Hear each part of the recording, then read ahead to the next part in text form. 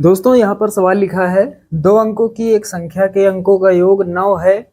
इस संख्या का 9 गुना संख्या के अंकों को पलटने से बनी संख्या का 2 गुना है, वह संख्या ज्ञात कीजिए। तो यहाँ पर हमें संख्या बतानी है, वह ऐसी कौन सी दो अंकों की संख्या है जो दी गई शर्तों को पूरा करती है। तो चलिए दोस्तों वह संख्या पता करते हैं। दोस्तों हमें दो अंकों की एक संख्या बतानी है, तो यहाँ पर मान लेते हैं।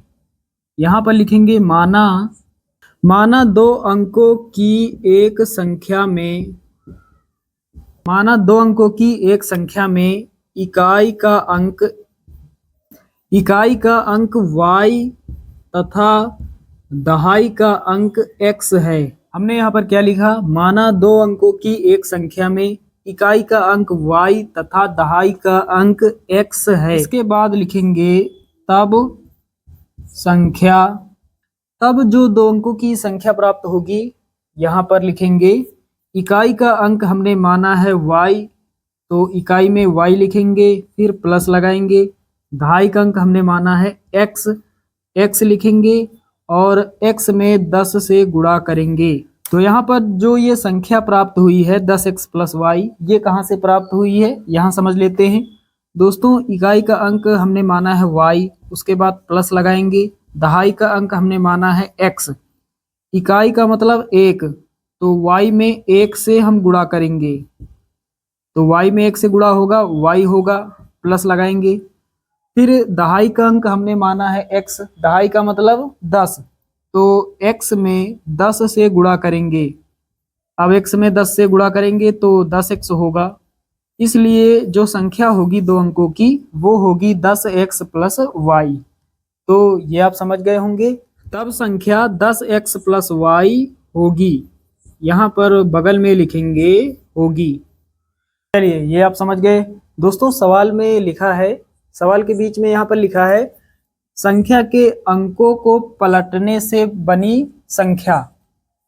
तो यहाँ पर पलटने की बात हो रही है, तो यहाँ पर लिखेंगे अंकों को पलटने से प्राप्त संख्या, बराबर लगाएंगे। ये जो संख्या है इसे हमें पलट देना है। इकाई का अंक x हो जाएगा, फिर प्लस लगाएंगे। दहाई का अंक हो जाएगा y और बगल में लिखेंगे 10। अंकों को पलटने से प्राप्त संख्या होगी 10y प्लस x। इकाई में x हो जाएगा और दहाई में y हो जाएगा। ये जो संख्या है इसे हमें पलट देना है। उसके बाद दोस्तों सवाल में एक चीज और दी गई है। यहाँ बताया जा रहा है कि दो अंकों की एक संख्या के अंकों का योग 9 है। तो यहाँ पर लिखेंगे इकाई का अंक हमने माना है y, योग लिखा है इसलिए हमें प्लस लगाना है। दहाई का अंक हमने माना है x। दो अंकों की संख्या का योग कितना है, 9 है, बराबर में लिखेंगे 9। हमने यहाँ पर लिखा है शुरुआत में, माना दो अंकों की एक संख्या में इकाई का अंक y तथा दहाई का अंक x है। इकाई का अंक y और दहाई का अंक x, बीच में प्लस लगाएंगे। यहाँ योग लिखा है, बराबर में कितना 9 दिया गया है, ये 90 नहीं है 9 है। तो अब यहाँ से किसी एक का मान निकाल लेते हैं। चलिए y का निकाल लेते हैं। तो y बराबर कितना हो जाएगा, x प्लस का है इधर आएगा 9 के पास, माइनस का हो जाएगा। इसे मान लेंगे समीकरण 1। तो यहाँ तक आप सभी लोग समझ गए होंगे। अब दोस्तों इसके बाद लिखेंगे प्रश्नानुसार। अब आगे हम लोग सवाल को प्रश्न के अनुसार हल करेंगे। तो यहाँ पर लिखा है दो अंकों की एक संख्या में अंकों का योग 9 है। तो यहाँ पर हमने ज्ञात कर लिया। आगे लिखा है इस संख्या का 9 गुना। इस संख्या, कौन सी वह संख्या है जिसकी बात हो रही है, वो संख्या है ये वाली। यहाँ पर लिखा है संख्या, तो इस संख्या की बात हो रही। इस संख्या का 9 गुना, ये जो संख्या है इसका 9 गुना, गुना का मतलब गुणा होता है। तो 10x प्लस वाई, ये जो संख्या है इसका 9 गुना, ब्रैकेट लगाएंगे और 9 से गुणा करेंगे। तो आगे 9 लिख लेते हैं, बीच में कोई साइन है नहीं, इसका मतलब 9 गुणा में है, ये आप लोग जानते हैं। आगे लिखा है संख्या के अंकों को पलटने से बनी संख्या का 2 गुना है। तो संख्या के अंकों को पलटने से प्राप्त संख्या हमें हुई है बराबर लगाएंगे, पलटने से हमें संख्या प्राप्त हुई है 10y प्लस x। अंकों को पलटने से बनी संख्या का 2 गुना, अंकों को पलटने से ये संख्या हमें प्राप्त हुई है, इसी संख्या का 2 गुना, गुना का मतलब 2 से गुणा करना है, तो छोटा ब्रैकेट लगा देते हैं, 2 आगे यहाँ लिख देते हैं इस तरह से। तो यहाँ पर ये जो प्रश्न में बताया जा रहा है उसी के अनुसार ये हमें प्राप्त हुआ है।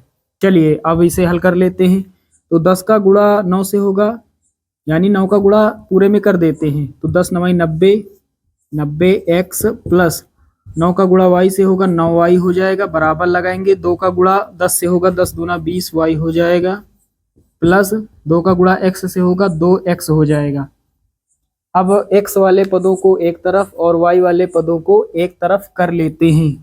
90x है, 2x इधर बराबर किस तरफ प्लस का है, 90x के पास आएगा तो माइनस का हो जाएगा, माइनस का 2x, फिर ये बराबर लगाएंगे, 20y लिख लेते हैं, ये 9y इधर है, 20y के पास आएगा तो माइनस का हो जाएगा 9y। अब आगे हल कर लेते हैं, 90x में 2x जाएगा, 88x बचेगा, बराबर में 20y में 9y जाएगा, 11y बचेगा, 20y में 9y घटा देंगे, 11y बचेगा, तो यहाँ पर 11 1 के 11, 11 अट्ठे 88, तो 8x बराबर में y, ये हमें प्राप्त हुआ है सारा कुछ हल करने के बाद।